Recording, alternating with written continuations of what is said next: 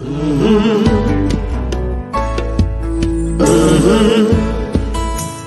the game gets rough and this life just seems so tough, make we talk, my people, make we talk.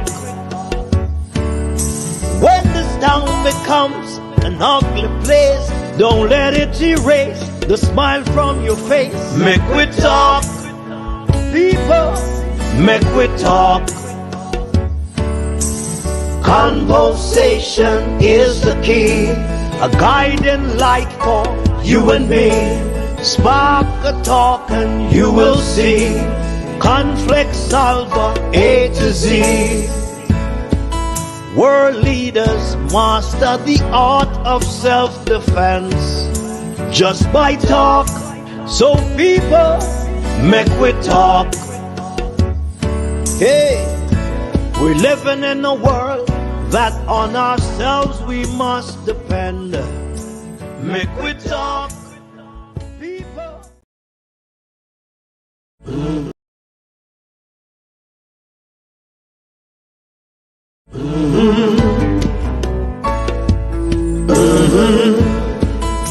When the game gets rough and this life just seems so tough, make we talk, my people, make we talk.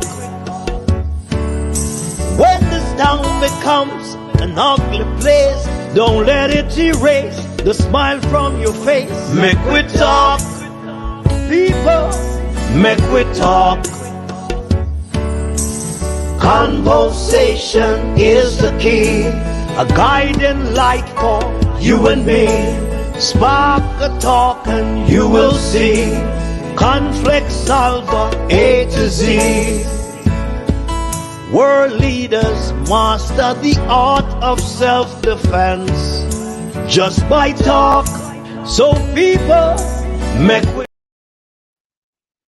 Hey, good afternoon, good afternoon, good afternoon, good afternoon, good afternoon. Welcome to the Make We Talk program this Monday, March 18th, 2024. So many things happening. I was just looking at a video a while ago that was sent to me of a car accident on the toll road. There's a PJ Patterson Highway this morning where a car burst into flame. And it is horrific the way you see people rolling out of the car trying to save themselves. Over the weekend, so many things happened within Haiti and the Caribbean. And this morning I put up, my topic is Haiti and now Cuba. Is the Caribbean in crisis? A lot of us don't want to speak about issues around the Caribbean, but it affects us. And, you know, we must look onto it. We must really look to what is going on around the Caribbean. Because when you look at what is going on around the Caribbean, I hope you all can hear me. When you look at what is going on in the Caribbean, it grieves your heart. Is Haiti on the brink of collapse? Now, people in Cuba, our brothers and sisters in Cuba, are taken to the streets because of their government. They have water restriction in Cuba, they have light restriction in Cuba, and no food shortages in Cuba. Food is being, there's hardly enough food to feed the people of Cuba. Is the Caribbean melting down into a crisis as we speak? Before we go any further with all of this, with me chit-chatting, I want you all to listen to a video that was sent to me. Well, not a video sent to me, this all over the news. And we're asking, what is happening? People all over the world, and it's beginning in the Caribbean here, are standing up against their totalitarian government.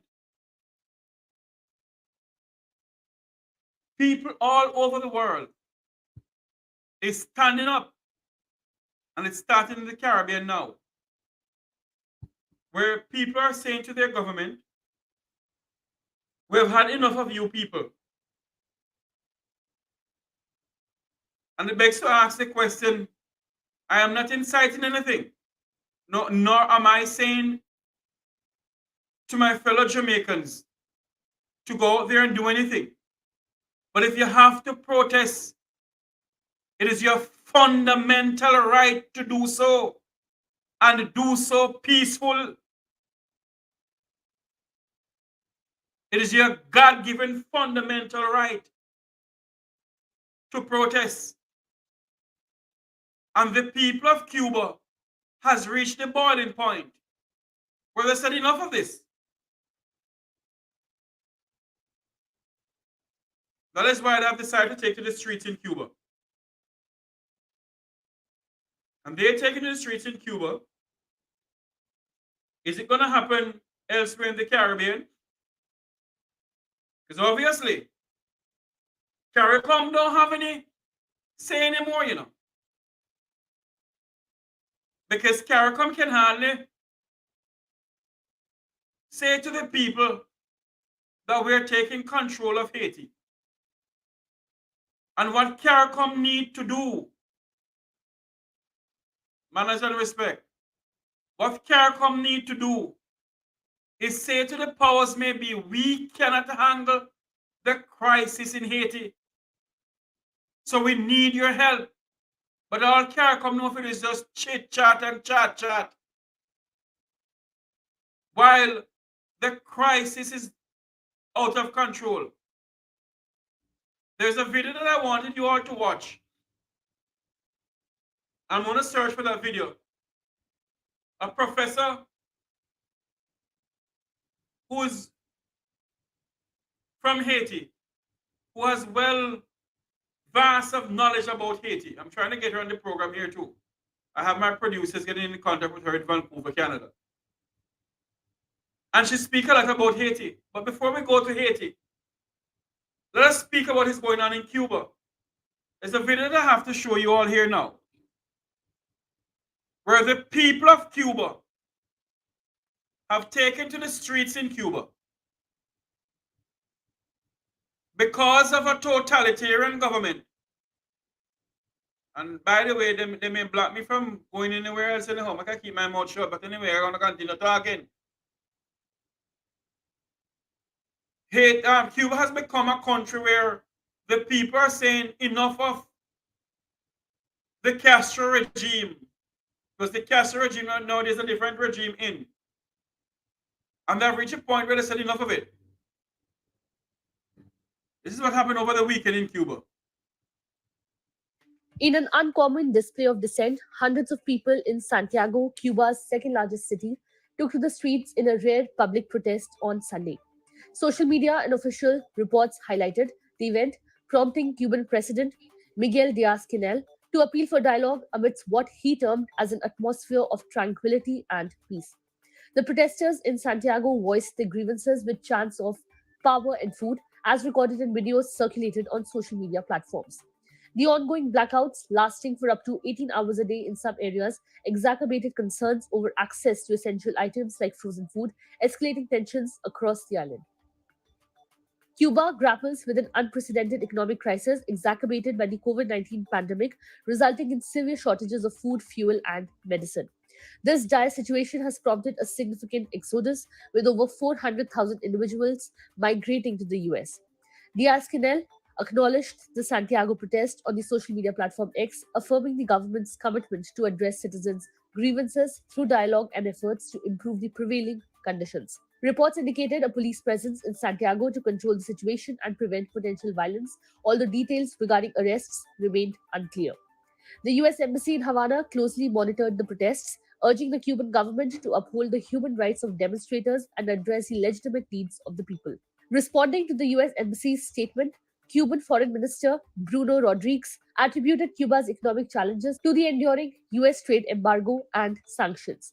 Despite constitutional provisions granting citizens the right to protest, the absence of specific legislation delineating the rights leaves protesters in legal uncertainty. While protests in Cuba are infrequent, they have become more frequent amid the country's ongoing economic turmoil. Criticisms of the government's response to the past demonstrations underscore the broader debate over rights and freedoms in the country, drawing international attention and scrutiny. Subscribe to One India channel You and know, never miss. when you see all of this going on around the world, you ask the question, if Cuba, how many miles Cuba is away from Jamaica? How many miles Haiti is away from Jamaica? How many miles Haiti is away from Jamaica? How many miles is Cuba away from Jamaica? And some may say that will never happen to Jamaica. It will never happen in Jamaica. Never you say never. I asked a question this morning. Haiti and now Cuba. Is the Caribbean in crisis? Is Caribbean leaders unable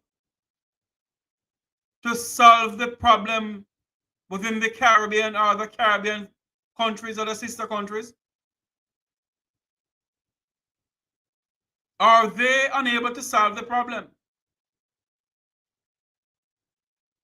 Whether we want to believe it, yes or no, Cuba is our sister. I've never been there. But the fact of the matter is,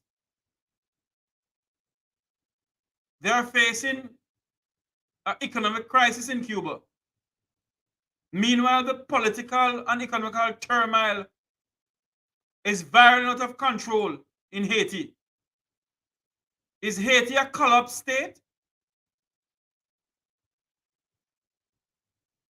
What is Caribbean leaders really doing to assist the people of Haiti? More than they come on the airways and they talk about the gangs in Haiti. The question must be asked this morning. Those people in Haiti who they say are gangs, are they truly gang leaders or are they freedom fighters? I don't know, I'm asking a question. I don't profess to be anybody who know more than anybody else. I'm just asking a question. The time has come for Caribbean leaders and world leaders, including France, to let the people of Haiti decide their own destiny.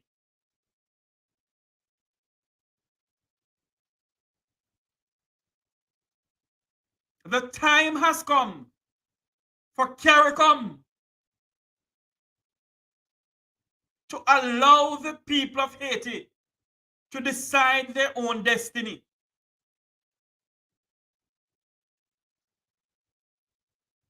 Decide their own destiny.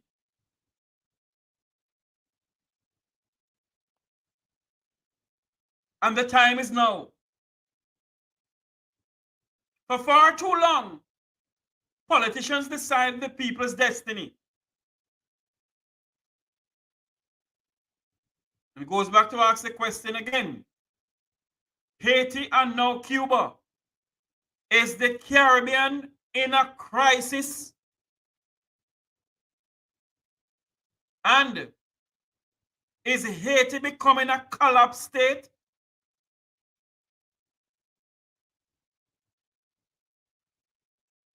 It is on the doorstep of Jamaica. Cuba is 90 miles west of Jamaica, I believe. I forgot how many miles away from Port Antonio is Haiti. Or is it west of Jamaica? I don't remember. But the question that we must ask ourselves as Caribbean nationals,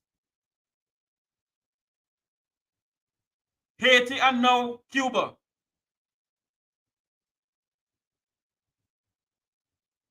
is the Caribbean in a fundamental crisis?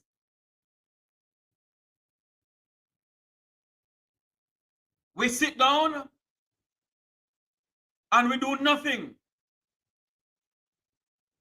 We say nothing because we're afraid to speak out. The late John Lewis once said, get yourself in some good trouble. And so this morning, as we speak about our two sister islands, we must also bear in mind that Venezuela and Guyana is in crisis same way. Venezuela and Guyana is in some bangarang going on over oil.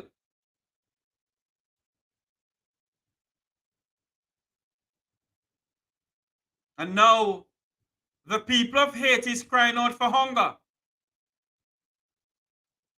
The people of Haiti is, not Haiti, the people of Cuba rather, sorry.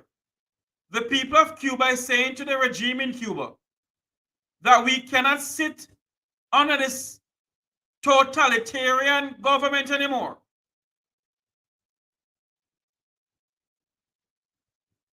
I never normally talk about Cuba.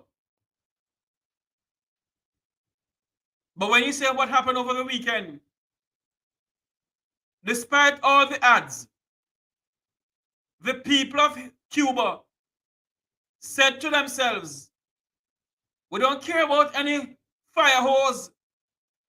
We don't care about any gun. We don't care about any dogs. We don't care about any police. We're going to take to the streets of Cuba and demand that we need a government of the people, for the people, and by the people. I ask the question once more. Is the Caribbean, our Caribbean brothers and sisters, are we going to sit down and allow governments of the day to make decisions and don't consult the people of their country? Aren't we going to demand the government of the people and for the people? Is the people of Jamaica going to sit down and say, because me a comrade or me a laborite, we're not going to do anything? Are we going to demand the government of the people, for the people, and by the people in the 21st century in 2004, 2024?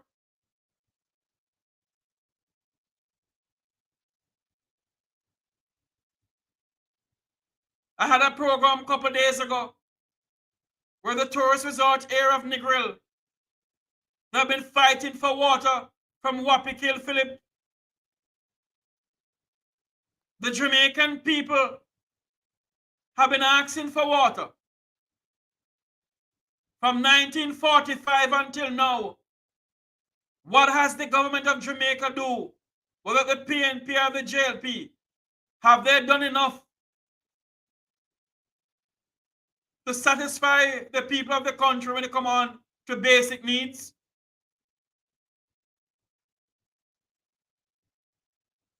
And when I said basic needs, I mean proper health care, proper education,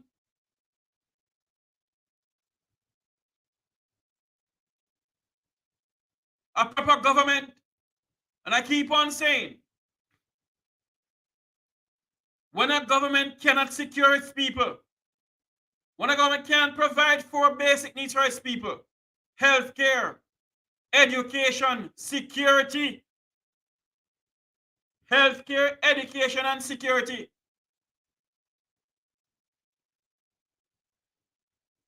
and proper infrastructure, there is something fundamentally wrong with the governing of the country.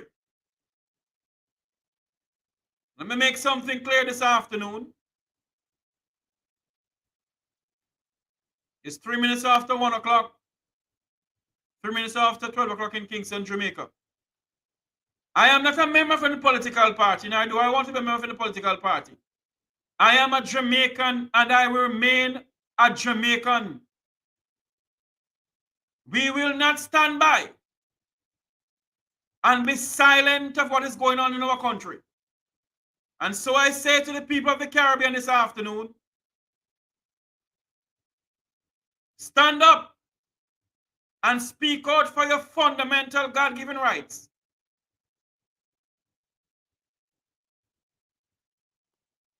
Do not be silent. I see wherein Jamaica is deciding to send our sons and daughters into harm's way into Haiti. I ask the question, is Jamaica and Haiti at war?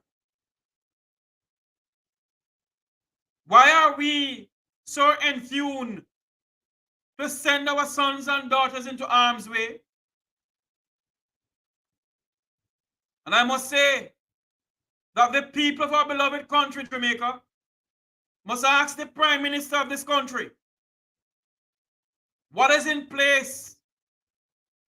What is put in place? If our sons and daughters go into arms way and never come home, is there something put in place to assist their family? Have the Prime Minister of Jamaica, who is the Minister of Defense, has he come out and tell the Jamaican people why he decided or why he wants to send Jamaicans into harm's way? Yes, Haiti is in a fundamental crisis. Yes, Haiti needs help. But the Jamaican people, Prime Minister, is saying to you this afternoon that Jamaica need fundamental help. And when I say that, I mean this, that Jamaica is in a crisis when there is no security for the country. You're saying that murders are down. You're talking rubbish. Prime Minister Holness, the truth must come out. How on earth can you send our sons and daughters into harm's way into Haiti when Jamaica's crime problem is out of work? How on earth can you send our sons and daughters, Prime Minister, whenever they get up about how many murders happening in the country, sir? How on earth can you send our sons and daughters into harm's way, Prime Minister, when our people can't sleep with the windows and door open?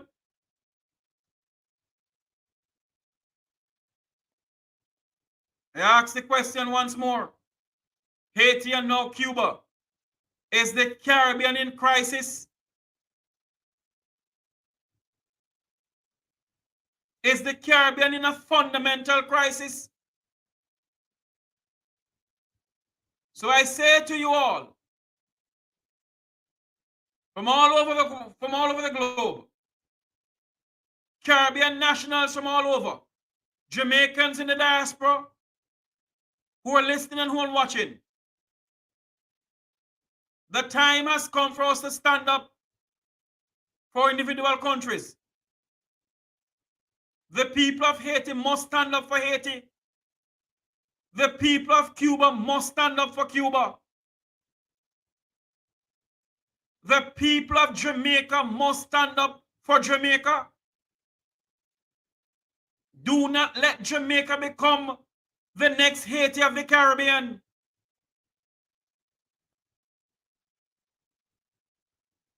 I say this again to my fellow Jamaicans out there.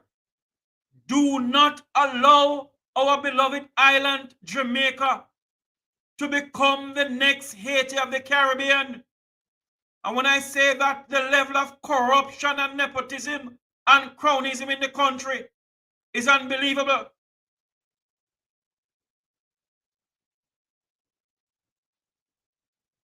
No more must we stand and look idly by.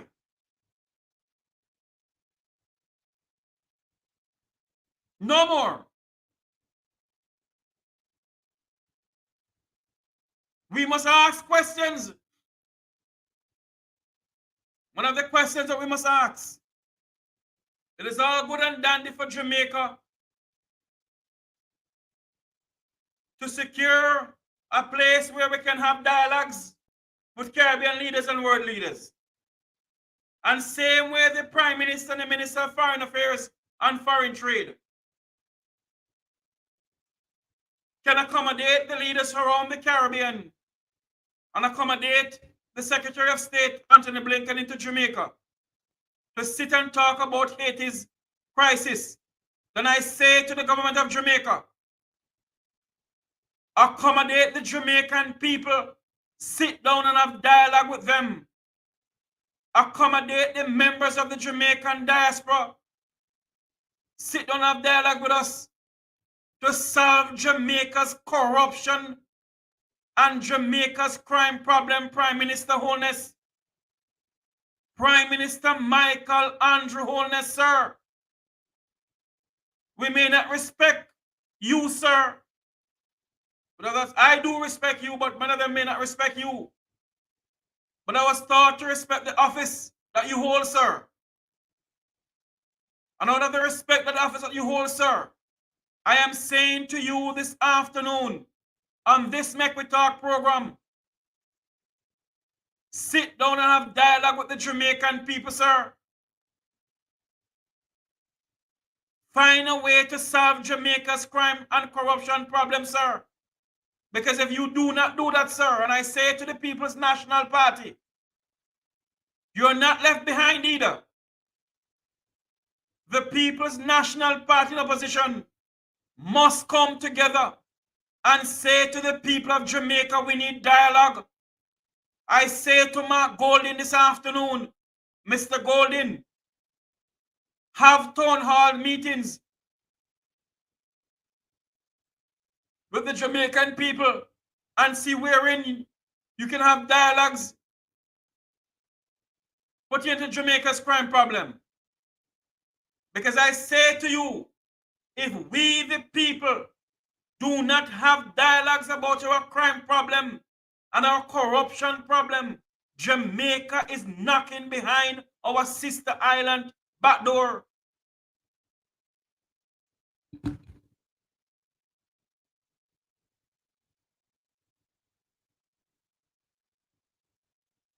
And the time has come for all of us. Doesn't matter what party you're from. The time for all of us to come together as Jamaicans and speak on one voice. Speak on one accord. It cannot be that you all believe that Jamaica is okay when our sons and daughters every day is brutally murdered. I came here this morning to speak about what is going on in Haiti. But the crime situation in Haiti and the corruption in Haiti, that is why Haiti is where Haiti is now. And I say to you, it doesn't matter what party you're from. It does not matter what denomination you're from.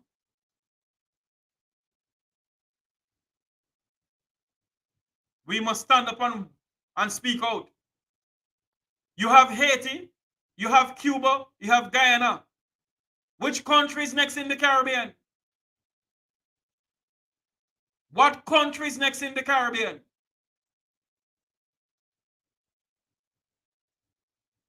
What country is next in the Caribbean? I must say good afternoon to all those who are viewing on X, formerly Twitter. Good afternoon to you. Good afternoon to all the viewers on Facebook and other viewing portal that you're on.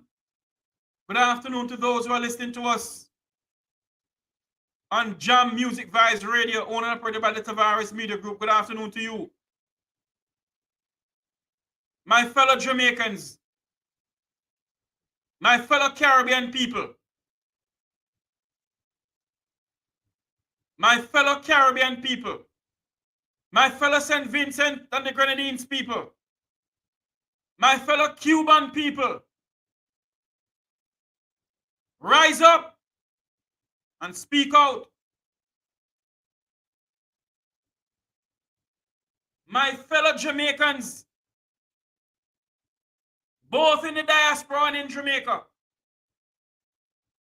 ask your Prime Minister, ask your leader of the opposition, ask your Governor General, why are we sending Prime Minister Andrew Holness?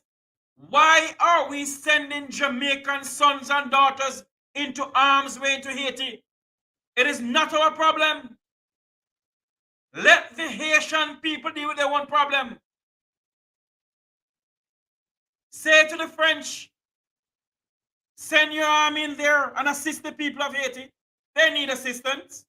And I agree with that. But my grandmother always tell me, clean your yard before you go abroad. Dance a yard before you go to abroad, go dance. I didn't come on here this morning to put pointing the fingers at anyone. But what is going on needs to be spoken about.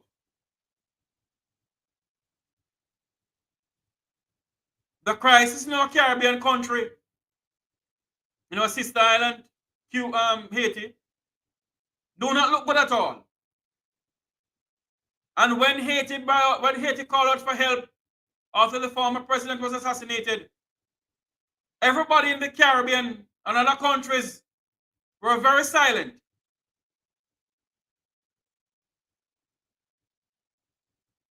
We're very silent. And now Haiti is in a fundamental crisis. Now we are speaking of, no, is it now that we're talking? That is why I'm saying the government of Jamaica must sit down with the Jamaican people.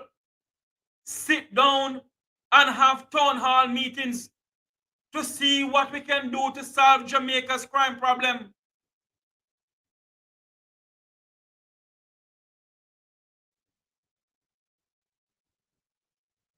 Because if we do not do that, then we're going to have a crisis in our hand. We're going to have a serious crisis in our hand. And we better do that very fast. It's the next video I want you all to watch. Bear with me, please.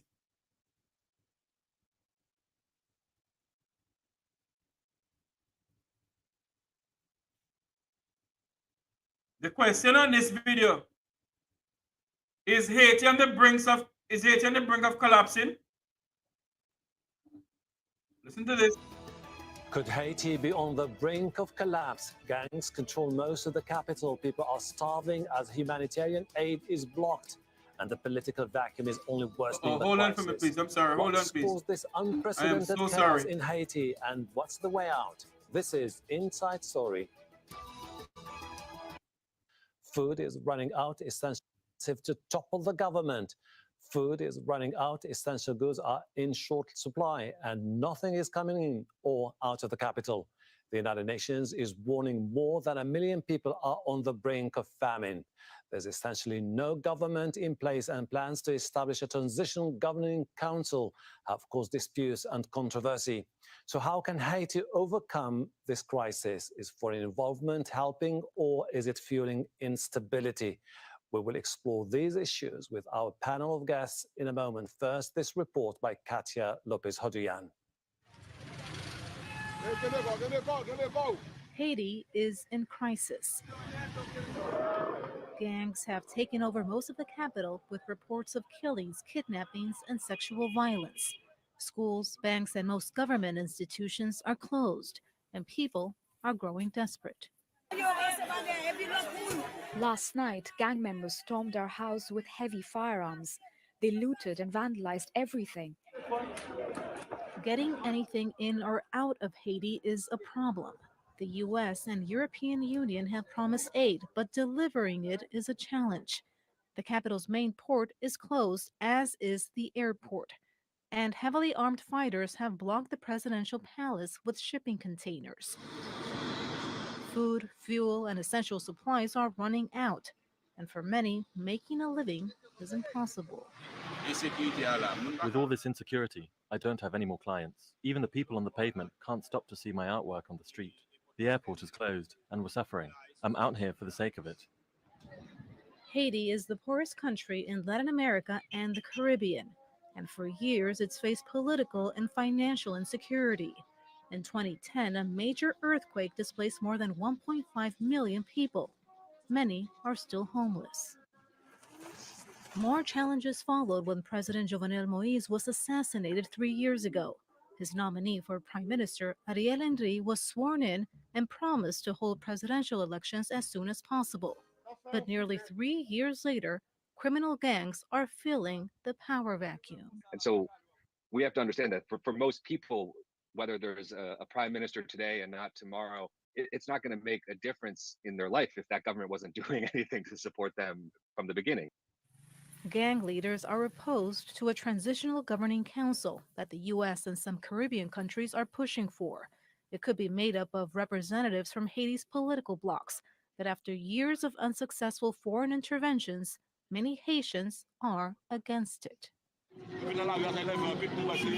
Americans are imposing certain conditions on us to run the country. And this is not normal because our country's constitution already shows us how to organize ourselves. The governing council would, in theory, pave the way towards elections. Haitians are hoping that will restore stability, but there's also fear it will give gangs another reason to escalate violence. Katia Lopez-Oloyan, Al Jazeera, for Inside Story. You know, when you sit down and you watch these videos, and it's what is going on in Haiti, you pray and ask God to assist the people of Haiti in order to come to Jamaica or other part of the Caribbean. I will not stop saying this.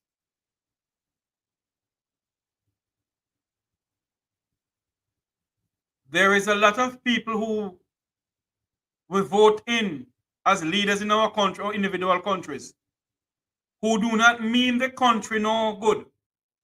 All they fight for is the power and the greed.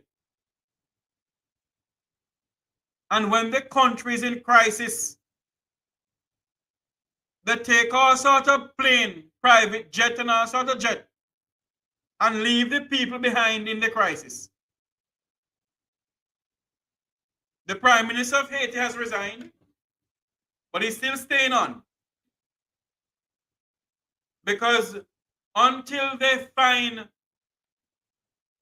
the transition government, before he's going to step aside officially. I am being told by good sources that plans are in the making now to put in place rather a prime minister for the time being.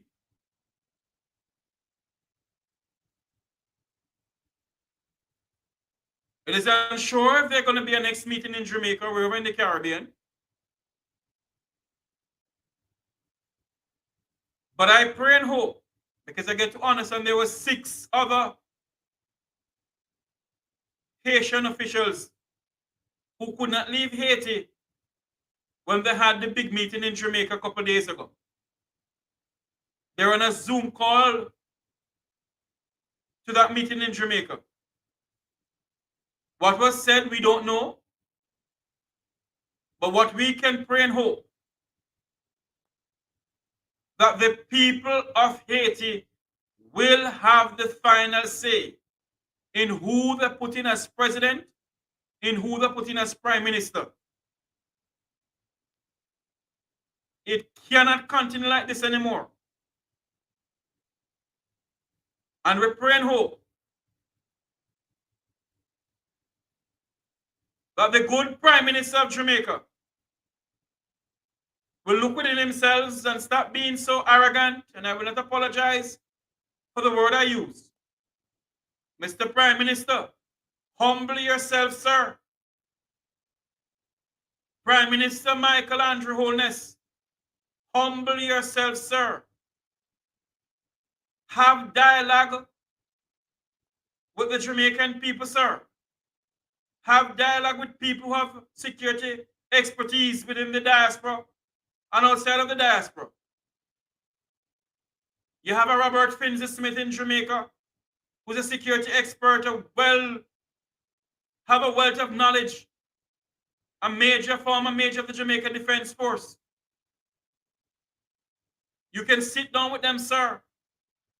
Before Jamaica crime situation Prime Minister Michael Andrew Holness, before Jamaica's crime situation spiraled out of control, I am asking you, sir, please sit down with some security experts, sir, and figure out a way how you can stem the 100 and something gangs we have in the country. You're the one who said we have so much gang in the country, sir. So if you can't stem Jamaica's gang problem, tell me something now, Prime Minister Holness. How on earth can you send our JDF members into Haiti to try and stem Haiti's 200 and something other gangs that they have in Haiti? Well, is there something wrong somewhere? Prime Minister, you are the Minister of Defense, sir. The Minister of National Security, Dr. Harris Chang, told the Jamaican diaspora him no want hear nothing from them. Just send them money, come down there. So only person we can call out to now, sir, is you. It's quite obvious. The Minister of National Insecurity and Injustice don't give a flying kahuna about anybody in the diaspora. All they want is the money. So, sir, what we're saying to you, reach out to the members of the Jamaican diaspora. I am not going to tell you who to reach out to. There's many people in the Jamaican diaspora who have security expert, apart from those who know all thinking about. Reach out to them, sir. If you do not, Prime Minister Holness, whether you're in politics or outside of politics, you're going to regret the day you never sit down with the members of the Jamaican diaspora who have security expertise behind their name.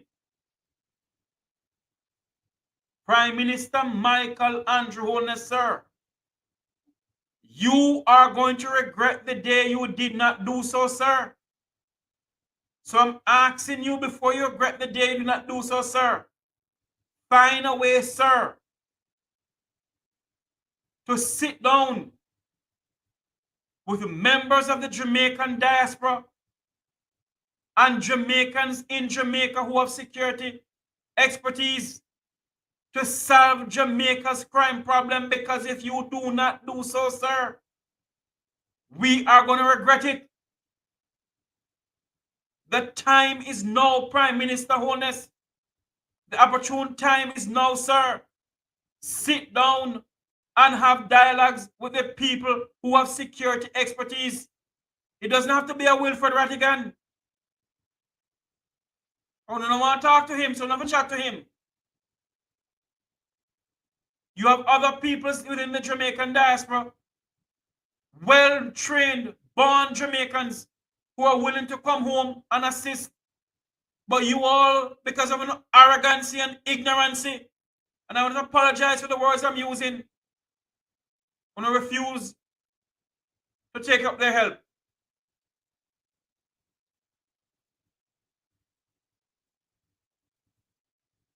Do not let it be. Are you going to sit down and say, oh my God, why didn't I do so when I could have had the opportunity to do so? Sometimes many of us have some advisors who advise us wrong.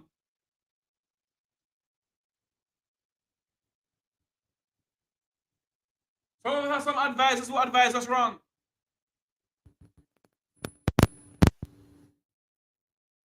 Hello, good afternoon. Welcome to Make We Talk. Hello? Okay, you don't want to talk on the phone. Many of us, and I know the Prime Minister have his own advisors who are advising him. Prime Minister Holness, many of us have some advisors, sir, like how they advise you, sir, not to come on my program and other programs. But Prime Minister Holness, if you truly love the Jamaican people, sir, and you want to clarify some things, sir, I am inviting you on this Make We Talk program, sir. You're welcome to on this program anytime, sir. And I'm also saying to you, Prime Minister Holness, have some dialogues with members of the Jamaican diaspora, have some dialogues with security experts in Jamaica. Do not let it be a regret of yours, sir. I am asking you, sir, if you truly love Jamaica and the Jamaican people, sit down with people who have security expertise to help solve Jamaica's crime problem. Prime Minister Holness, figure out a way.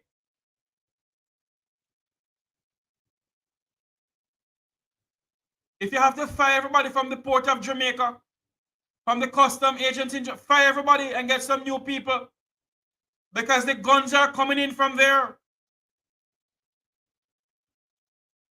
You told us that you bought how much helicopters. You told us that you're investing in the Jamaica Defense Force to try and secure our borders, sir. But yet the guns are still coming in. Somebody told me over the weekend that guns are coming from Jamaica to Haiti. I don't know if that is true. I can't prove it. But what I am saying this afternoon, I'm going to stay long on this program. At 12:31 in Jamaica, Prime Minister Michael Andrew Holness, sir, I am pleading unto you and beseeching unto you, sir. Do not let this be your say, if I did know. Do not let this be your say, why didn't I do so? Sit down, figure out a way, sir, to get some people in your office, sir, and sit and speak to them, sir. But all the while, you must listen to your advisors, them, because some of them advise you wrongly, sir. Some of them have some things up their sleeve.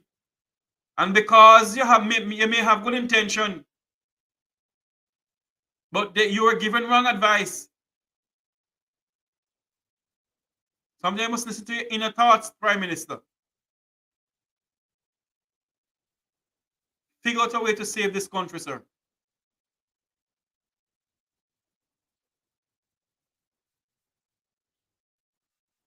And with all good conscience, Prime Minister, let the chip fall where they may. Let your wife, speak to your wife, Prime Minister, to table the Integrity Commission report in the Parliament, sir. The Jamaican people must know who the six are. Same way the Minister of Finance. And I'm saying this, that the FinSec report must come out. It needs to come out. But same way the Minister of Finance is saying that they will make the FinSec report known. The Jamaican people want to know to Prime Minister Holness.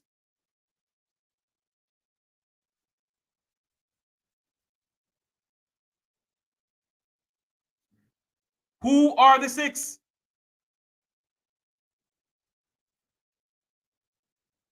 Why is it the Speaker of the House cannot put them in front of the Parliament to be tabled? What's going on?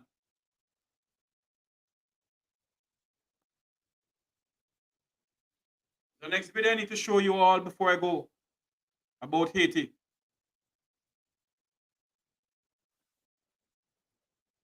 Let me make this known. This video clipping, I do not own the rights to this video clipping. But I find it very fascinating and very informative. It was done by Professor Pierre, a well-known Haitian professor who lives in London.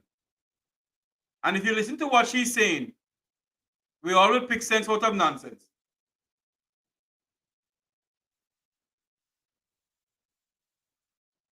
We'll all pick sense out of nonsense. And I'm going to let you all listen to this video here and watch this video.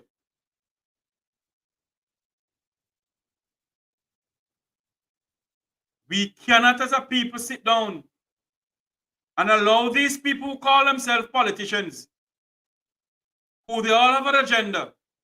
They keep on saying that Wilfred Rattigan have an agenda. But majority of these people who enter politics have an agenda. And if they can't sit and talk to us, then I think the time has come for the Jamaican people to do what they know they can do. To be the Paul Bogle, to be the Nanny of the Maroon, to be the Marcus Garvey, the Sham Sharp, the George William Gordon, to be the Tacky.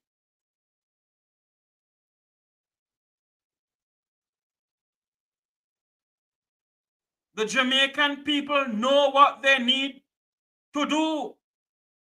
And I will say it again. The Jamaican people know what they need to do. And it's to be the Paul Bogle, the George William Gordon, the Nanny of the Maroon, the Tacky, the Marcus Mosiah Garvey, the great Robert Nesta Marley.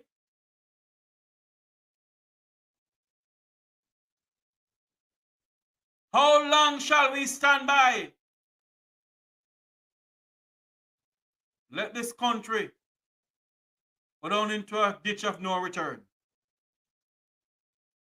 How long shall we stand by? Yes, be the Peter Touch. How long can we stand by, Jamaicans? People of the Caribbean. People of the Caribbean. How long are we going to stand by?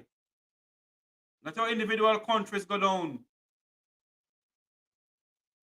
And we don't stand up for it. Let our children say something. That yes, my father fought for this country.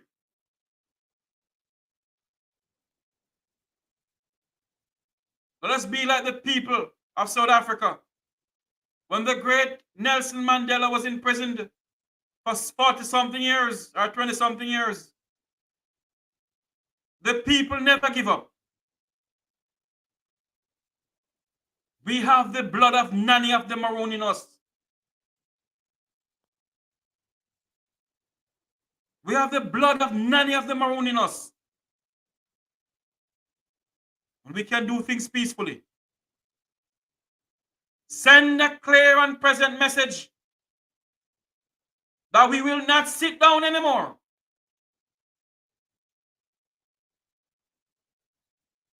The land that we call home.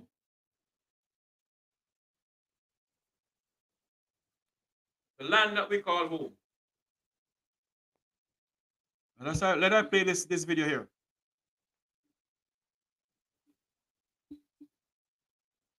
The political events of Haiti for 20 years. So Dr. Jemima Pierre, thank you very much for coming online today. Thanks so much for having me, Pascal. Jemima, let's start with history. I seem to remember that Haiti is this one place in the Caribbean that managed to throw out colonial oppressors, or where actually the slaves that were brought from Africa managed to throw out the people who brought them there. But I really don't have the history in mind precisely anymore. Can you give us a rundown of the history of the people who currently live in Haiti? Yeah, so Haiti is one half of an island, Hispaniola. The other half is inhabited by the Dominican Republic. It was Hispaniola, one of the first island that Christopher Columbus actually landed on when he made his first voyage to the New World. But so Haiti became France's most lucrative, the richest colony ever, made the French Empire wealthy, and had a lot of Africans that were brought in over, and it was a terrible enslavement there. The average lifespan of an African was about 5 to 7 years, and they would bring them back. But Haiti also is known for having the only successful slave revolt in modern history. It was able to defeat the world's most Let me find out something here. Are you all hearing this video? Because I don't think I don't know if I'm hearing it, because I'll try something here and I didn't hear it. Are you all hearing the video when I was playing a while ago, please? Let me know. Are you all hearing me? What's going on here? I think we have lost audio feed. Were you hearing the video?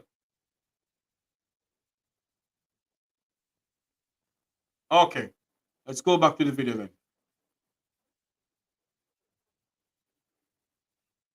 A powerful army, Napoleon's army, and defeat, and at that time then defeat white supremacy, colonialism, and slavery all at once. And this was done after a 13-year guerrilla warfare with the French army. It was done in 1804 when Haitians declared independence. And after that, most people say Haiti is actually paying for that revolution, because it was completely embargoed by the West. The US, for example, did not recognize Haiti for 60 years after independence. It was completely isolated. No one wanted to do business with it. And then France, and then the Western powers kept trying to re-enter and retake Haiti. So they will all have to be on guard. And one way one Haitian president decided to negotiate with the French so that they could be left alone was to pay an indemnity, which means that France extorted in today's numbers more than 22, 23, well, at this point it's probably like $30 billion from Haiti to as reparations for losing their, so they had to pay for their freedom, the equivalent of about almost $30 billion right now. And so some people say, for example, it's Haiti's president in 2003 demanding that money back from France that actually led France to actually push for the coup d'etat in 2004. But I know we'll get to that. But so Haiti's history is that, and the West has never forgiven Haiti for that. And so every time you hear about Africans not being able to rule, these Haitians not being able to control themselves, you have to remember this history. That's exactly what strikes me when I read articles like what we are seeing appearing right now all over the media, in the New York Times, Foreign Policy, and others. This narrative of Haiti being unable to manage its own affairs, when in fact Haiti has been the one that was able to throw out the right. And those narratives have been colonizers. around. Yeah, and those narratives have been around for 200 years, because that's what they said. I have a list of New York Times articles from like 18-something, early 1900s, where they have titles like Haitians ate a U.S. Marine, or, they're about to revert back to African savagery. Those are the type of headlines. And so it's exactly the same as today: cannibalism, savagery, unable to control themselves, unable to rule, and we need to go in there and pacify them. That's the language that we've had since the 1800s. This is a little bit off topic, but it's a really fantastic how the media relaunders the same narratives again and again. Also, when it comes to war, right? In order to justify war, usually what you do is that the opposing side is so brutal. They usually mass rape women as a means of war, and they kill babies, right? The incubator story, and they come again and again and again and again. And people fall for it every single time. And with Haiti, it's so easy. It's just because the world is so programmed into actually believing these things about these Black people as savages, I think. Yeah. I think when it comes to Haiti, even other Black countries in the Caribbean, you can see how the Caribbean treats Haiti. Yeah. Even other Black countries believe these stereotypes about Haiti. So next question. How come Haiti is the left-hand part, the western part of the island that's shared with the Dominican Republic, right? How did this division come about? How old is this division? It's as old as colonialism.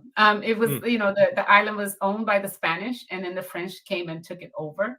And so then they had an agreement that they would split the island. The French took the left part, the western part, and the Spanish took the eastern part. And that's how it stayed. What's interesting about that, there's a great book, Becoming Black Jacobins, written by the historian Gerald Horne, that actually talks about the split. And what happens is when Haiti became free, the Spanish tried to come in and when Haiti defeated. So you have inter-European warfare where they used Haiti or Haiti used them play off. So the Spanish, for example, used Haiti to keep off the French, and then the French used Haiti, the Haitians work with the French to stab off the Spanish. So I think that's how they ended up winning, because they were basically using one or the other to play it off. And then the British tried to come and take it because it was the most lucrative of colonies. So that's how Haiti ended up beating all of these states. And then there was a moment where Haiti, the Africans in the Spanish side actually asked Haiti to come help them and to free for freedom. So there's a moment for I think 10 years where Haiti actually controlled the entire island, and in order to stop slavery. But then the Spanish elite, with the help of Spain and the U.S., were able to push back the Africans, which is funny. So some of the most retrogressive, the really right-wing Dominican governments, they celebrate independence from Haiti, not independence from Spain. Holy. Yes.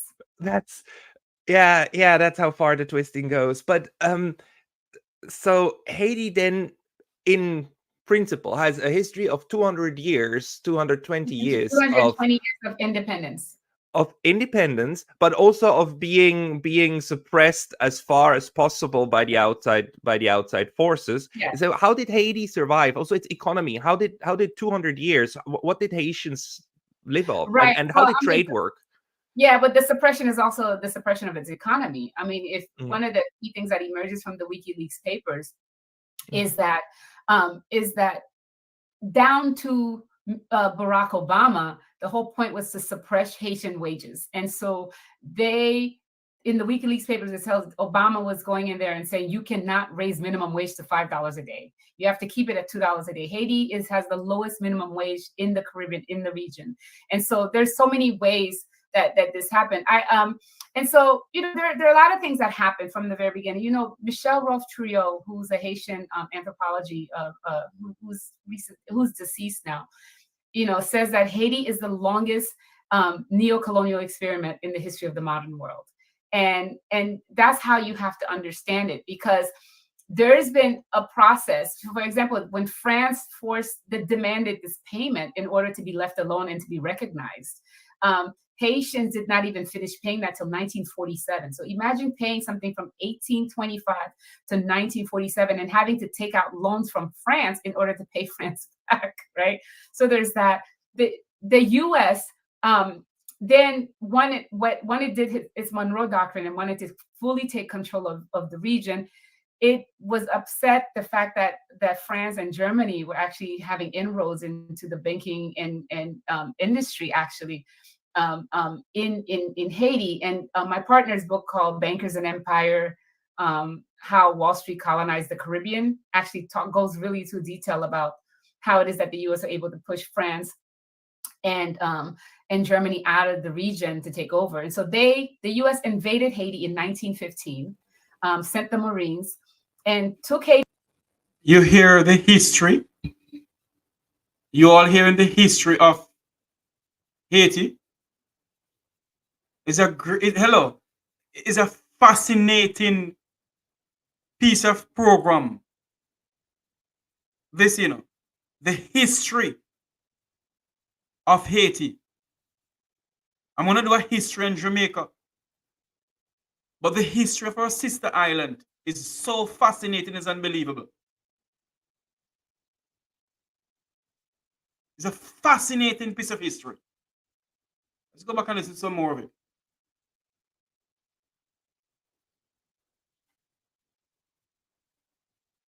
Haiti's gold, sent it to New York, and then sent the U.S. Marines and occupied Haiti from 1915 to 1934. And it said it was going there because there was upheaval, there had been an assassination, and it said it was there to protect its interests. And it went in there and took over Haiti's economic system, entire infrastructure, and political system. One key thing is that the Haitian Constitution of 1805, which is our radical constitution, had a thing in there, like a clause in there that says no white man shall come back to this land as owner, as land or person owner, as owner or boss. And it says that. The first thing the US government did when it invaded and started occupying Haiti was change Haiti's constitution. In fact, FDR, Franklin Delano Roosevelt, bragged that he rewrote it himself. And so that tells you everything. So they're able to control the entire economy. In fact, Haiti's money was being printed in New York throughout the entire occupation. And so this is the first major occupation which goes through. And just a quick aside, because I don't think people think about this in terms of, for this moment to understand, Haiti is one of the co-founders of the League of Nations. I bet you would never believe that, right? And part of that was fascinating because Haiti was a co-founder of the League of Nations while it was under US occupation, right? And so right. 1919, yeah. 1919. Think about that, right? Well, the US was not a member of the League of Nations, but it was there during the conversations. And so people are saying, well, how can you talk about human rights and rights among nations? But Haiti was one of the few Black nations that was not under colonization. It was one of the free nations. So I'm quite interested in this. How did that work? So in 1915, the U.S. comes in, and then usually under a full occupation, like sovereignty ceases, and you become unable to have foreign relations. That's what the U.S. did when they took over Japan for 7 years, right? All external relations had to cease. So Haiti, the case for Haiti was different. Like they didn't officially eradicate sovereignty of Haiti. So Haiti's under full occupation, but they appointed a parliament. They appointed the prime minister, the president, because they did not want to seem to the international community, which is still Europe, right? Because international community doesn't mean the rest of us. Which the Europeans today still think they are, by the way. Oh my God, yeah. I mean, when you say the international community, it doesn't include anyone else, but that tiny little population. Okay.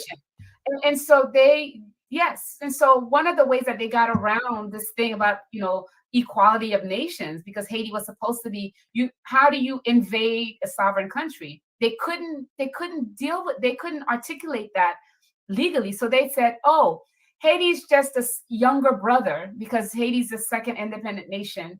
And we're just there to help them because they're having some trouble. So that's how they call this occupation, right? And so then they appointed presidents, they appointed prime ministers, and then they're like, okay, well, we'll send a Haitian representative to the meeting of the League of Nations, right? But then the person they sent at first went and spoke, but the second time the person went and spoke at the League of Nations meeting, started talking about equality and that Haiti was under occupation, and they never sent him back. They brought him home, right?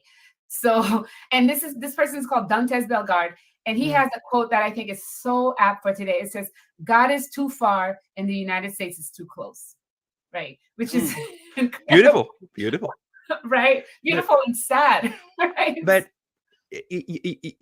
I think this period is extremely important to understand the development of the the shift shaping of colonialism over time, because in this sense Haiti is the one who just got out, because Hawaii is the one who just didn't manage, because Hawaii was basically taken over, invaded in 1895, and then made illegally a part of the United States in 1899. Even under U.S. domestic law, there is some act that is missing in this entire process, but it just became a fact. And that was 1899. And then only like 17, 18 years later, 15 years later, they tried to do something similar with Haiti, like going in, but they didn't form a new republic. So it stayed the same system, but staffed with new people.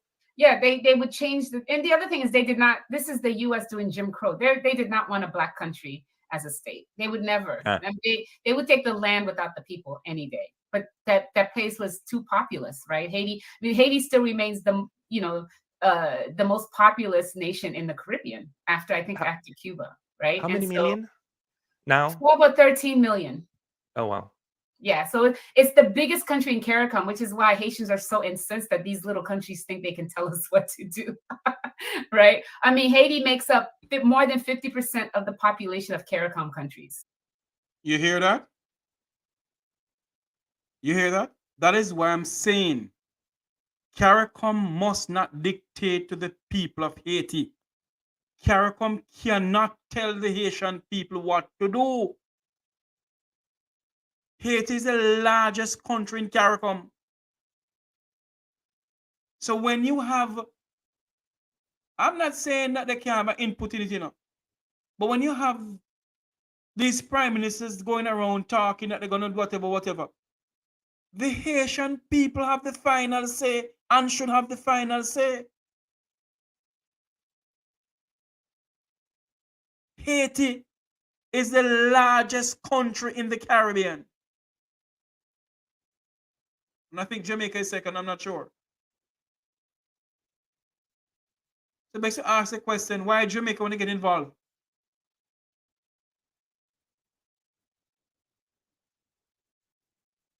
Why Jamaica? The Haitian people and the Jamaican people anything? So why we were the first person who get up and said, okay, we will send our troops into Haiti to calm the gang violence into Haiti when we can't stem our own gang problem in Jamaica? Yes, Cuba is second, thank you. Huh? That's what the lady said. Haiti is the largest country in CARICOM. Listen to some more what she's saying.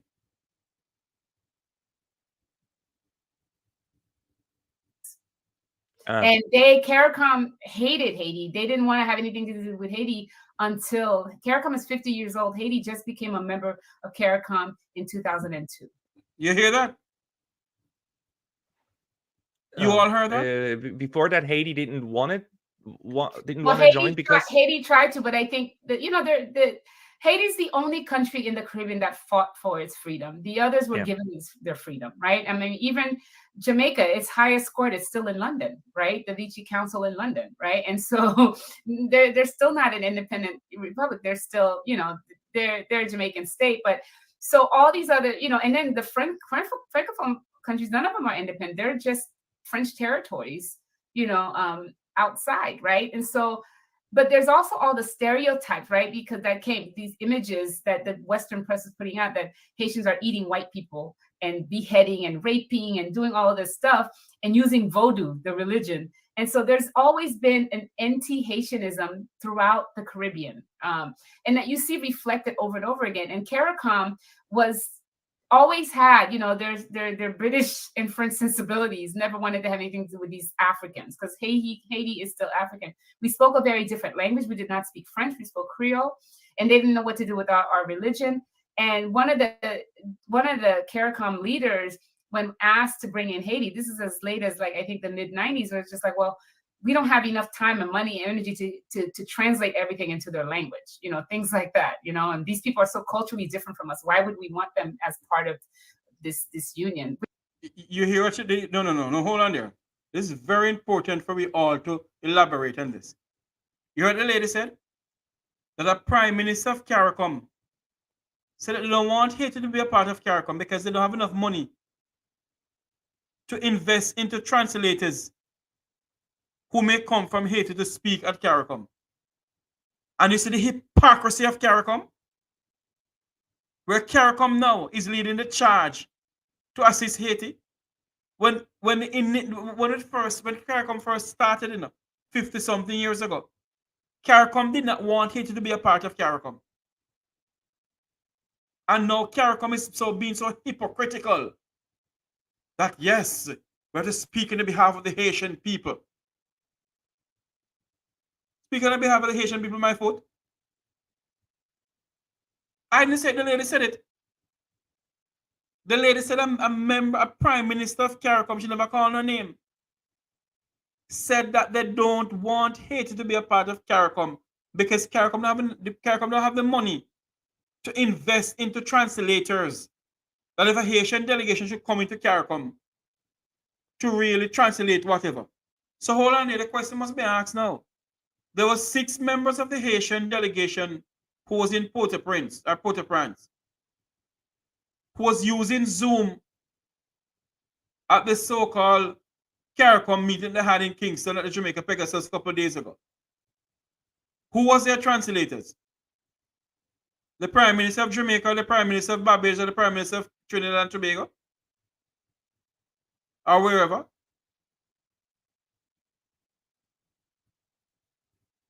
Oh, let me do some research on that. I can't prove there was Prime Minister Michael Manley. Let me do some research on that. I don't know. But do you listen to what the lady said? A Prime Minister rejected Haiti membership into CARICOM. And now CARICOM is leading the charge to assist the Haitian people. Bunch of hypocrites. Listen to this.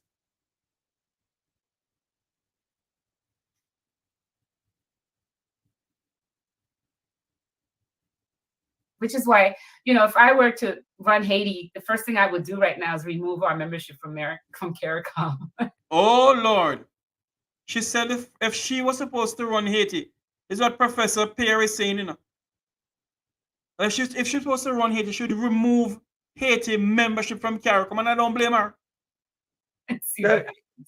That's a very interesting statement. So you saying CARICOM and the other Caribbean nations are actually also ideologically very much captured? Well, yeah, we call them neo-colonial Caribbean nations because the truth is there's a tendency to look to Europe, and the CARICOM that we have now doing everything on behalf of the U.S. They're acting as stooges of the U.S. You see that all their leaders are U.S. darlings, from Mia Mottley, who's acting now on behalf of the U.S. in Haiti. But Mia Mottley is like a third generation politician who's the darling of the neoliberal West, and she's doing all this because she's been promised the next Secretary Generalship of the UN. Wow.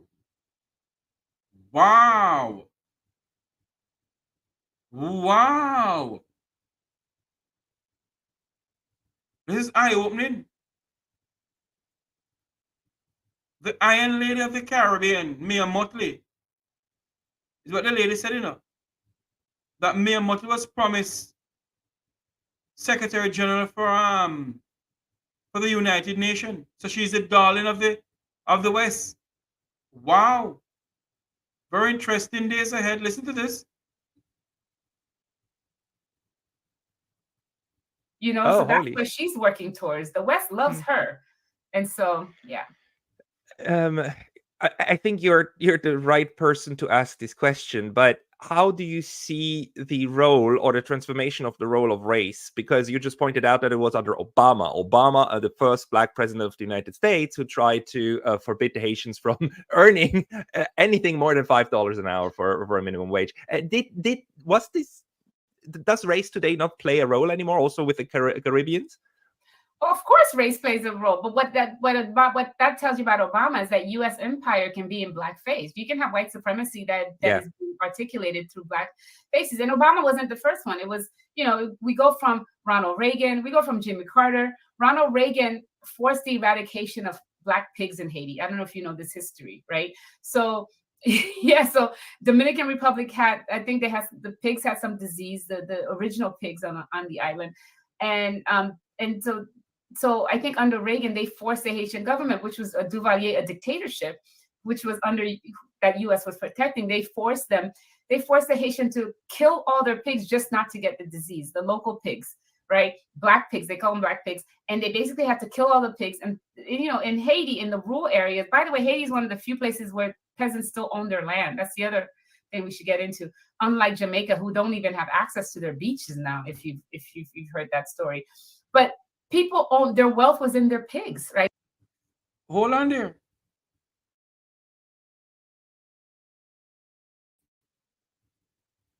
You heard what the lady said? This lady said that Haitian owns their own land. And she said that Jamaicans didn't own their own land, then they have access to their own beach. But yet we want to go in there. And we want to send our troops into Haiti. The Professor Pierre, just said, that the Haitian people, much of the Haitian people own their own lands. Does Jamaican people own their own lands? And yet we are thinking about sending our sons and daughters into arms way into Haiti. Something is wrong with us. Something is fundamentally wrong with our psyche. Termite eating out our brains. Listen to this. Very interesting topic here this afternoon. Like their pigs and their crops and so on and so forth. And Haitians were forced to, these peasants were forced to kill millions of their pigs, right? And without, they were supposed to get compensation, but most people did not get compensation, right? And then those pigs were replaced by white pigs from the US. It just even like what that means. And pigs from the US that depend on particular kinds of feed that could not necessarily survive the climate of Haiti. So this is when you start having the beginning of the destruction of the Haitian economy after the U.S. occupation from 1950 to 1934. And then Bill Clinton, under Clinton, he killed the Haitian rice manufacturing industry by dumping cheap rice from Arkansas into Haiti. So he gave his farmers subsidies and basically forced, when he brought Aristide back the first time, before Aristide, one of the things that they forced Haiti to do was basically reduce tariffs. So tariffs went from 50%, reduced tariffs of U.S. imports. It went from 50% to, I think, 5% or 10%. And they were able to dump all the excess rice from Arkansas into Haiti. In fact, if you can go online and put Clinton apologizes Haiti, where he's almost crying and say, it's my fault that I dumped all this rice on Haiti and ruined the rice economy, right? And things like that. So you have that as well, right? And then you have the constant push to keep Haitian wages down, because what people don't realize, people always say, well, why is Haiti so, what that little country means nothing. Why would you say the US wants to keep it down? Well, you have this labor force, right? That is cheap labor. For the longest time, Gildan, the company from Canada, is making all its t-shirts in Haiti. That's cheap labor. US baseballs are being made in Haiti. There's so many factories that are being used with cheap labor for Haiti. And as the US now gets ready for its supposed war with China, Haiti becomes very clear, because you're losing the cheap labor force from Asia. They won't have access to that. There's that, but there's also this outlet, almost like an island at the top of if you look at the map of Haiti, from Florida, between Cuba and Haiti, there's this area. And the US has been wanting this thing called Mole Saint Nicolas to have a military base, because they want to control the region. Yeah. And they've been asking Haiti since 1800s, and Haitians have said no. They even sent Frederick Douglass, the African-American diplomat, to negotiate that piece of land, and the Haitians said no, which is why they ended up building Guantanamo Bay, right? But it's on the Windward Passage, so the boats can go through and go right through the Panama Canal to get to Asia. So and then in addition to the minerals of gold and oil, so Haiti is actually key. The cheap labor, the land, the geographic position, and then and giving access to the US. Let's look at the map for a second, since we can do that here on this app. Let me make it a little bit. Yeah, you want to have it include Florida too, so that you can see how close, right? Yeah. It's extremely close. It's right. It's neighboring Cuba. Yeah, but if you go up in the U.S., because the Navy, the U.S. base is on like around here, Georgia, on the northeast coast, North Carolina, Georgia. So the boats will come down, come down around Cuba and right between Cuba and Haiti. Right. Yeah, right there. Yeah, and it takes you straight to the Panama Canal. So, and let me ask about the way that then Haiti managed to stave this off. So if the United States for 200 years wanted a plot of land and didn't manage to get it, that means that even the people who the United States appointed, the local Haitians, because that seems to have been the new way of doing colonialism, like since 1915, even those appointed people said no. Yeah, at some point they said no. Yeah, and that's why I think they decided later on, with the installed president from 2011, he opened up Haiti to the fleecing. He would say Haiti was open for business, was giving Coca-Cola got 35, I don't know how many thousand acres to grow stevia, right, in northern Haiti. So they started giving away land and nationalizing things. And so that's really what was happening, what they got to do by the time we got to 2010, 2011. So, and Haiti today, its security situation, does it have any? Is it officially in an alliance with anyone, or is it actually like Haiti has non-aligned? always been by itself. Yes, Haiti is alone, and that's the problem, right? I think it could be an alliance, but it's always been so close. The U.S. is too close, right? And even when those try to have alliance outside, they get deposed, right? So if this people are saying one of the reasons why they allowed Jovenel Moise, that they helped install, was the fact that he had gone to Turkey, was trying to meet with Russia and all of these things. Haiti's still one of the few countries, for example, that still recognize Taiwan. And that happened on, and that itself, actually, a lot of people think is actually what's stopping China from taking a more aggressive role in terms of like trying to stop the onslaught of the international community, right? And so there's so much going on in terms of thinking about Haiti, but Haiti has really stood on its own, and which is what's actually what people should be saying is this is remarkable. This tiny little poor country has been able to stop, this onslaught. I mean, it pays a lot for it in terms of mainstream media demonization and death and misery, but it has stopped it. And this is something that I really recommend. Finland used its neutrality very, very wisely in the Cold War in order to keep the Soviet Union away. And Haiti, in a sense, is using this balancing act of being neutral to keep the United States away from a full scale invasion, which they're like periodically contemplating. But so maybe let's go now into current affairs. And by current affairs, I mean the things that you and I suppose we are relatively close. I'm born 1985. That our generation would remember. And let's maybe around the 2000s. What is the most recent political developments that are really important to understand where Haiti stands today? Right. The most recent development is Haiti's first democratically elected election. First democratic elections, which happened in 1990 after a 36-year dictatorship, and then like a 4-year military after military coup.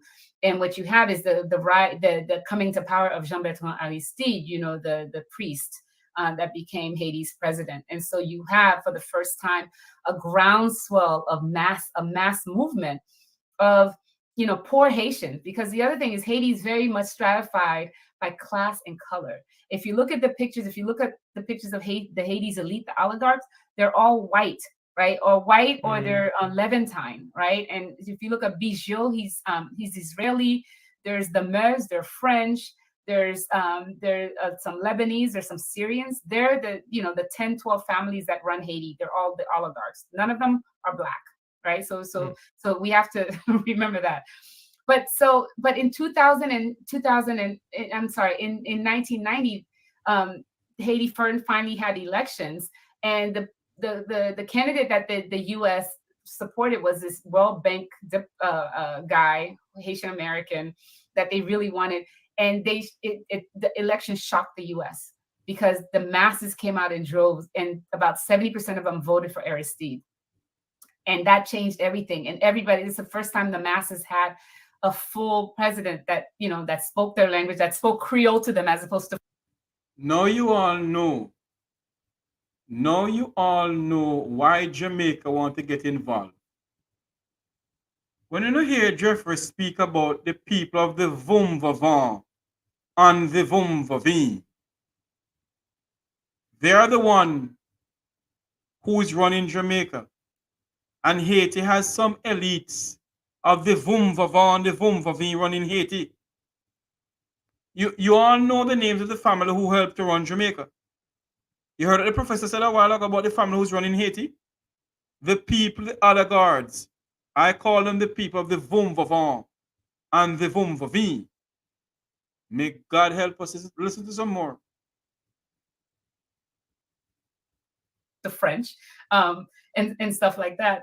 And so, but within 9 months, he was deposed by a CIA-backed coup that the U.S. funded, and that's clear. And then so after 3 years, because Bill Clinton wanted to stem the tide of refugees, because the backlash against the poor people was so bad that they were running and fleeing and heading to the U.S. So Bill Clinton decides to bring back Aristide, who was a populist who they hated. right? And they demonize them. So you have to think about the role of the media, because I think one of the people, one group that doesn't get enough play for its role in maintaining an empire is the Western media, right? And so there's that.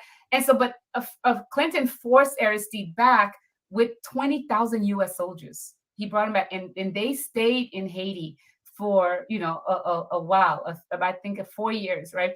But Aristide was brought back. He was told he could not run again.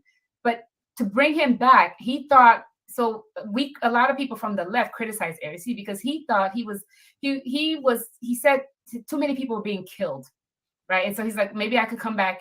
But to come back, he had to take the compromises that the U.S. were forcing, that he had to take on IMF neoliberal, right? Yeah, pact with the devil. Right. So he made a pact with the devil. And he thought, he was smart enough to try and like talk his way out of it. But he was forced to privatize state institutions.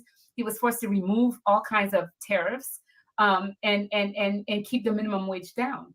Right. Yeah. And so he agreed to that because he thought he would do better in the position than to stay away and watch the people get killed. Yeah, and just for anyone who's not familiar with this jargon, privatization in the context of overseas colonies that are places that are treated as colonies always means handing over control of certain parts of assets of the country to usually white elites in either the US or Europe. And then you see what they're talking about is same way. Hold on for me, people. Hold on. A little bit of history here. It's same way Jamaica hand over the port to the Chinese. Because all in the name of building highways. I think it was the People's National Party government, I'm not sure, that signed the deal about handing over the ports to the Chinese. The same way, whichever government signed the deal for them to get how much lands where our water bed shed is there. And the Chinese own that. So what all these people do is go around, may God help us in this Caribbean.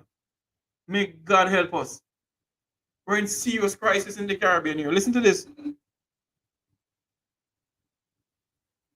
They cannot interfere anymore, and in extreme cases, not even tax these places. There you go. The Jamaican government can't interfere in the port of Kingston anymore, So it begs to ask the question, where are the guns coming from into Jamaica?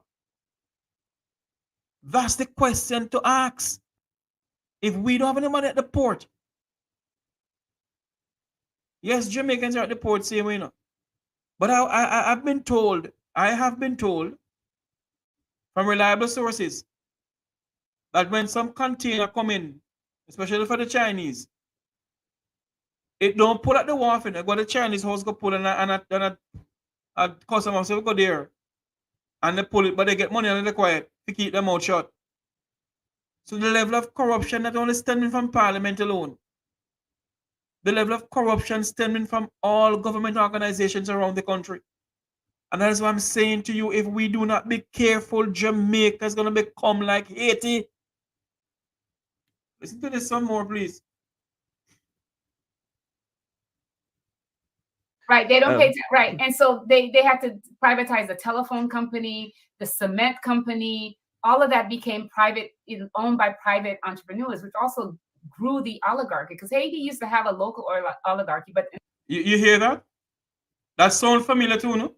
We don't own the cement company in Jamaica anymore, The cement company is owned by Trinidad and Tobago. We don't own Jamaica Public Service Company anymore. It is owned by some Koreans or people from Japan. This sounds familiar too, no? Listen to it. And the oligarchy came from outside, right? These people come in. So, the head of Digicel, when they privatized the telecom company, I forget where he's from, but he's a European, right? And so he owns all of this stuff in all over the Caribbean. So that's what Aristide had to do. Does this sound familiar too, no? Remember, someone on the platform is too young to remember Cable and Wireless, our Jamaica telephone company. Jamaica sells everything they have. Now Digicel and Lime own it. What do we own? We don't own nothing. The government of Jamaica owns nothing. We sell out Air Jamaica. We sell out everything. We're selling the lands bit by bit. May God help us listen to this. But then the US told him he could not run again because Haiti's constitution, after the dictatorship, says you can only run one term. You can only win one term and then step down and maybe come back. And he comes back actually in 2000 and wins again. Landslide, right? Victory. And the US is very upset at this because they hate this man and they hate the fact that he represents the masses, even though he sold them out on some level, right? I mean, he was still good enough. He still had enough support. And so then they decided, then even though the national elections had no irregularities, there were a couple, the OAS said there's nothing wrong with the elections.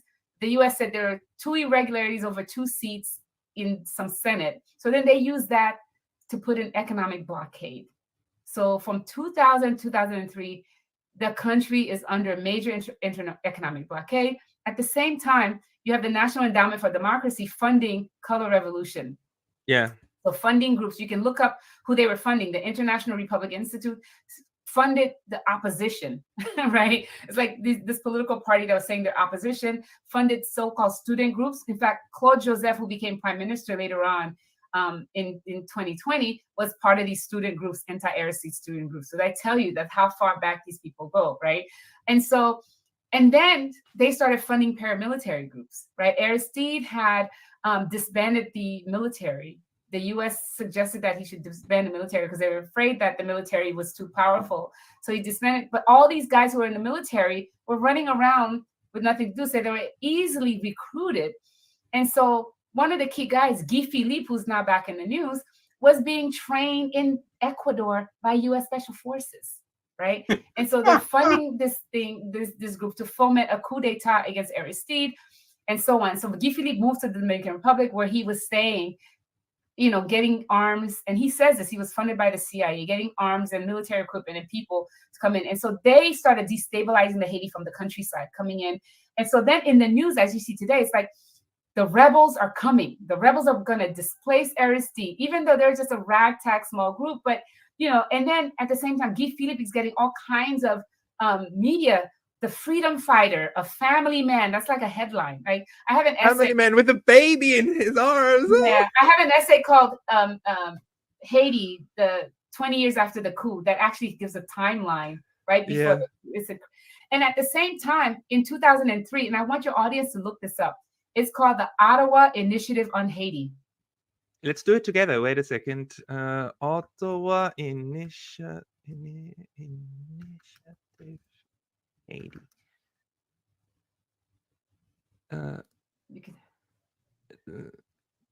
Least we forget the Ottawa Initiative.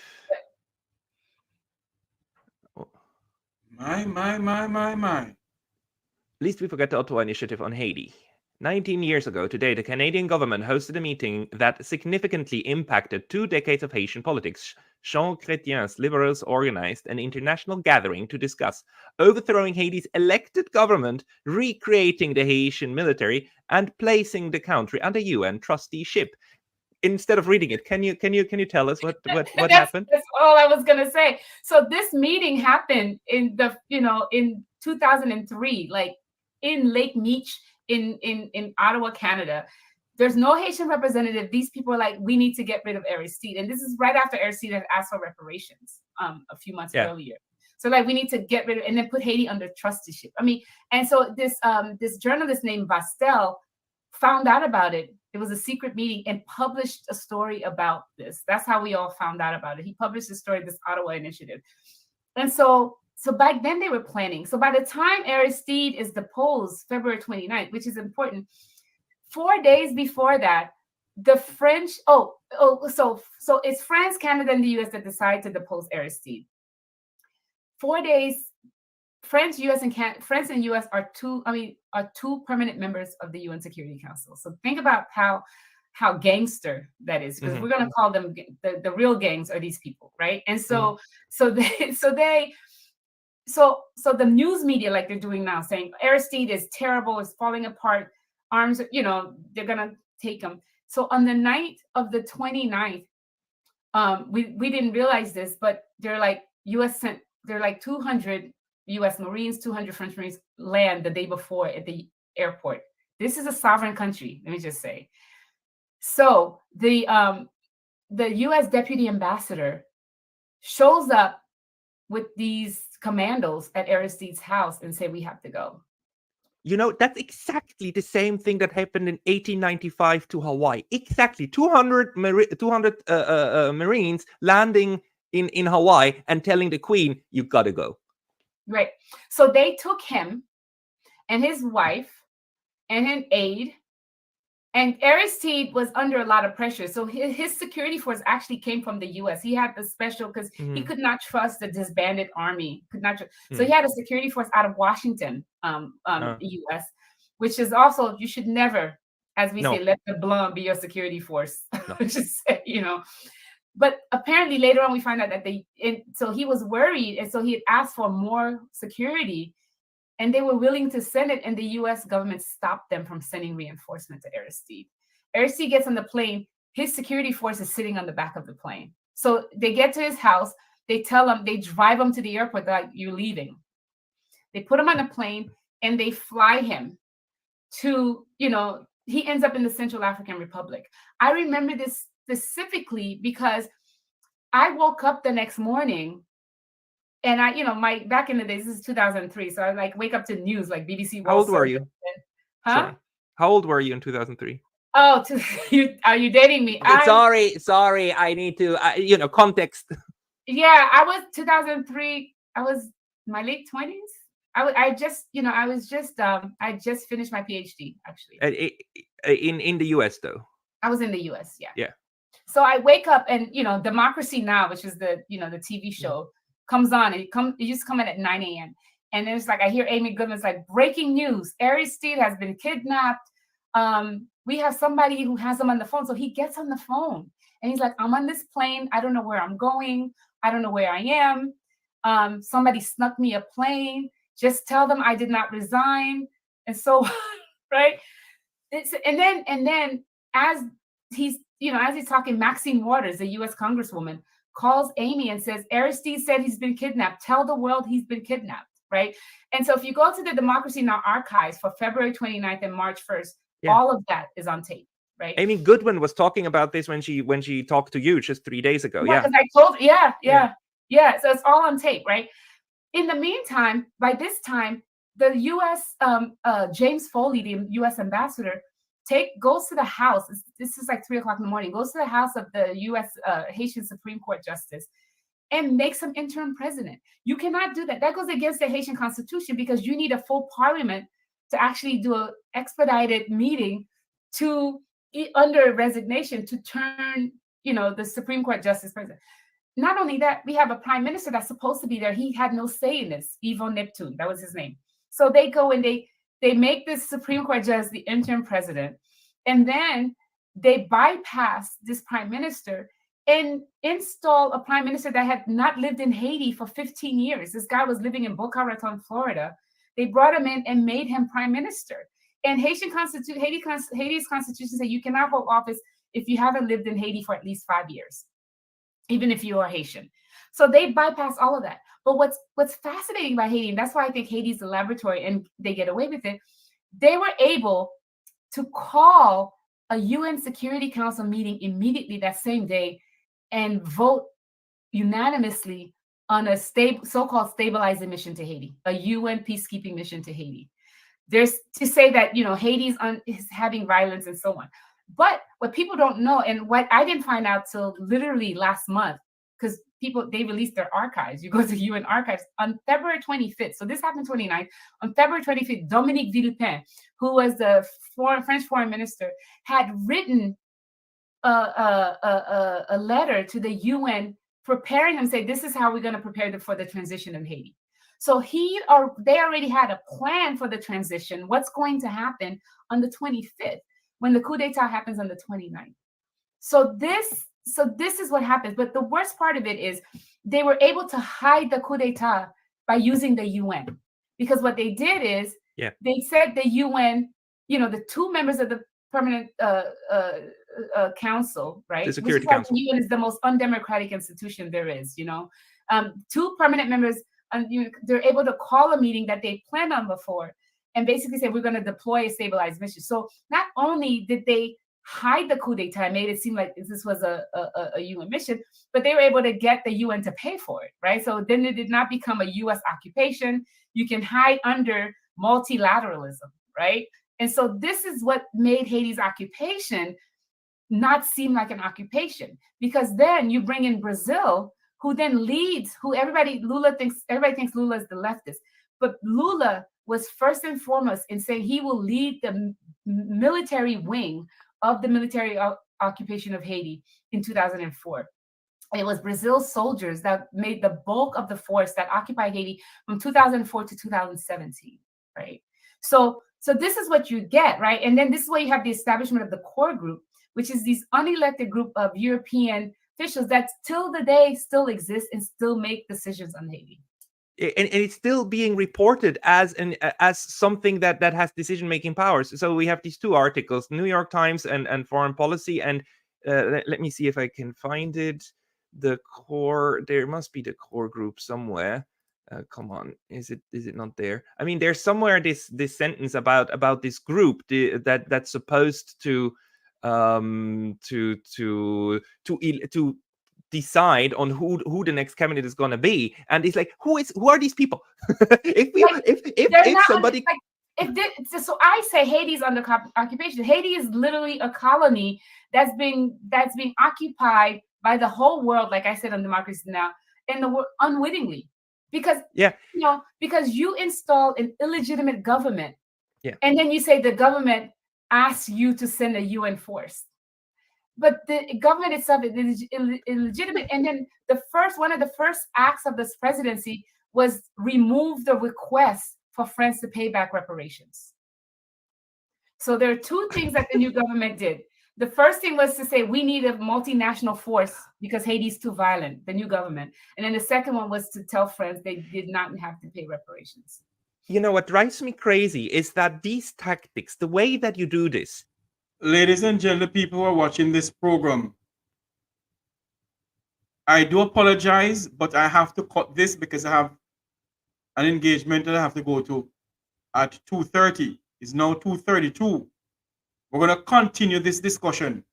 It's a very in-depth history of Haiti. And our producers are working to get Professor Pierre to come on our program, professor out of Canada, come on our program. We're working very hard to get her to come on the program to speak to us some more, because she knows history about Jamaica. Also, as soon as I can come back to get this on and let you all listen to I'm just going to stop it right here. Thank you all for coming on. Thank you all for being a part of this program. I do apologize to you all, but I have an engagement I have to deal with at 2:30. It's now 2:32. I want to say thank you all for coming, and remember to like, share, and subscribe to the Make We Talk Jeffrey Tavares YouTube channel. May God bless you, and may God bless Jamaica land we love. Our topic for today, Haiti and now Cuba. Is the Caribbean in crisis? Is the Caribbean in crisis? Have a great day, everyone.